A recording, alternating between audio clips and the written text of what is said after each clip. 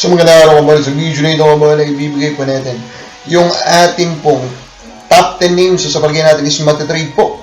Before po, bumalik tayo sa Governor's Cup kabala, nasa October pa po, babalik. So mga hindi pa na-subscribe, pakipindot mo po yung subscription button. So simulan na agad natin yung listahan natin. Again, top 10 names po ito kabola, na of course, basically ito po yung mga pangalan po ngayon na mainit sa mga trade buzz from legit and just being part of a lot of posting po in the Facebook. Number na natin is Chris Kun, kabola na Magnolia Hotshots. So tayo in a way, no?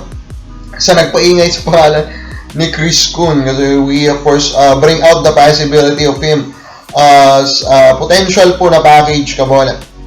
The different potential po na targets daw na Magnolia Hotshots. Kasi si Chris Kun, rookie po ito, kabola. And then, of course, hindi rin po siya nabibigyan ngayon ng minuto po sa Magnolia Hotshots. And that is statement, maraming beses nyo pong maririnig yan sa video na ito, kabola. And of course, Kun is interesting, and I think if Magnolia wants to have an upgrade, trading rookie that they are not using is an easy way to do that.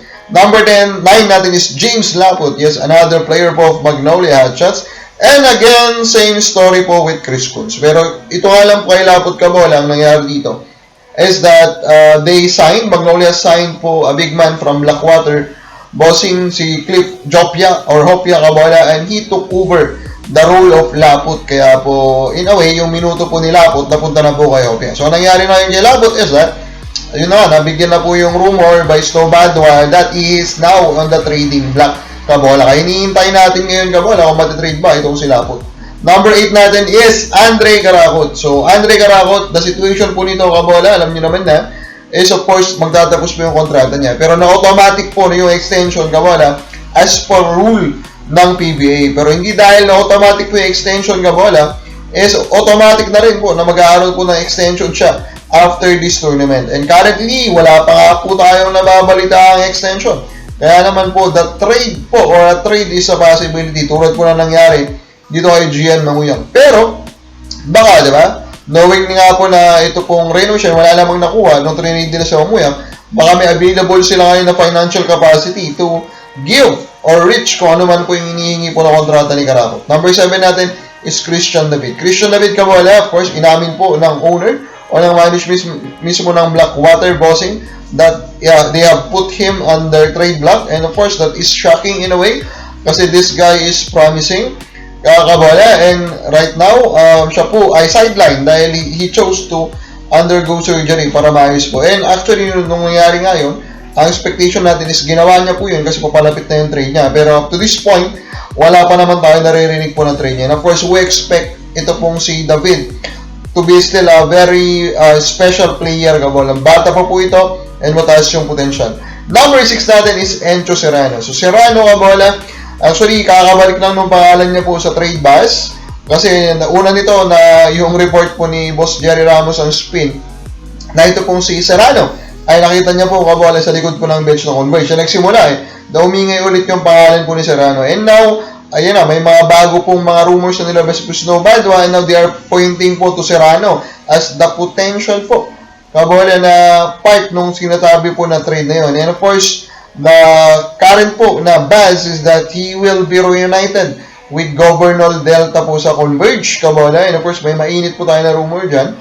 Pero of course, marami ding nagtatanong, bakit ba kailangan po ng Converge ng point guard? Meron na silang Mikey Williams, meron na po silang Alex Stockton, gamit din nila si MJ Garcia, di ba, kabola? So, very loaded na po sila sa Guardia. Before we go to our top 5, isa nga po muna tayong fan trade suggestion na pag-uusapan. Ito po, from Lamir Asenuj. By the way, if you want also to have the opportunity po na ma-discuss namin in one of our video, comment mo lang po yung trade suggestion mo. And of course, just comment kasi masipag po kami mag-reply. So we have here Mikey plus Stockton plus Paulie or Policarpio for Javi Gomez Diliano and Ian Sangala. This is a very, very interesting po na offer, kabola. And I think it will hit some of the, kung ito yung offer, kabola, mapapaisip po dito ang Converge. Kasi po, Javi Gomez is of course the brother of Juan. Sangala naman po is taga Pampanga. And now, ang pwedeng maging thinking po dito ng Converge is that Mikey is not playing the level that we expect him to be. Stockton, Kabola, is now asking for a trade kasi nga po, na-take over na yung minutes na, Kabola. And of course, Policarpio is being an issue of the court, Kabola. So, trading them for Javi, who is, I think, a 20-point scorer as we have seen. So, may Ian Sanggalang at medyo matanda na rin. Kabola. Although Javi, it will be very, very interesting, Kabola. Again, sabi naman natin, diba? We believe that the supply of guards in the Philippines makes guards, Kabola, less attractive po of a position to trade for, Kabola, in the PBA. So, they are trading 2 guards. They will get a wing forward in Javi and a big man. So, this is a possibility. And for Magnolia naman, Kabola, what they will get is Stockton, who could be the guy to take over Barroca's role, and then Mikey Williams, Kabola. And Policarpio is still a very promising player, Kabola.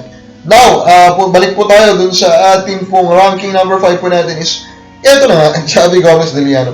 So, in my eyes naman, he is still a big name, Kabola, although talagang hirap siya. Sobrang hirap niya po ngayon sa minuto sa Magnolia Hotshots. Of course, first reason dyan, primary reason is kaposisyon niya po.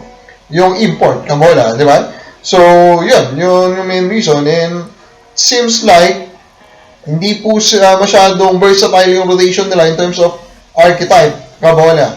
Medyo traditional maglaro si L.A. Tenorio, kaya talagang na-out of rotation ito pong si Boss Javi Gomez de Liano. Number 4 natin, Alex Stockton po ng Converge. Again, di ba?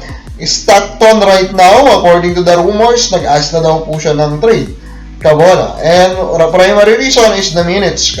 So, nakikita kasi natin sa Converge, medyo gusto rin talaga, may pagka-coaching gaw din si Boss Delta, na as much as possible, bibigyan niya ng opportunity ang marami sa mga players niya. Although, of course, medyo may konti na mapaglining doon po sa mga taga-Pampanga. So, yun, yung minuto ni Stockton, Kabola, hindi siya kasing taas po ng dati, Kabola. Pero still, Stockton is young. Stockton is a proven starter. Number 3 natin, taga-Converge po rin, Mikey Williams. Of course, we are talking about names here. Popularity, and Mikey Williams is of course very popular. Although, kung ibabalansin mo yun sa current performance niya ngayon, hirap naman siya i-top 2, Kabola, diba? So, Mikey Williams, ang tanong lang dyan, mapapabalik mo ba siya sa dati niyang version sa TNT? Kasi kung sagot mo doon is yes, then, sabihin mo sa favorite team mo, Kabola, na trade for him. Kasi this guy, again, 2 championship po ang tinulungan niya ang TNT. Proven yan, Kabola, a proven winner. If he can return near that level. Number 2 natin is Cedric Bearfield. Eto medyo shaky na siya. Although of course he is still the second best player po that could be traded, diba? Using the different trade rumors in the past, Kabola. Pero medyo shaky na siya kasi nga po Blackwater is competing, Kabola. Ang possibility dito, tapusin ng Blackwater itong tournament po na ito, Kabola, and then sa off-season na nila i-trade si Cedric para tignan muna nila kung makakapagkaroon po sila ng deep run. Pero maybe an offer will be there that they cannot say no. Number 1 natin, Joshua Manzanito. This is easy kasi ang expectation pa rin, Kabola, is that TNT will still trade for him.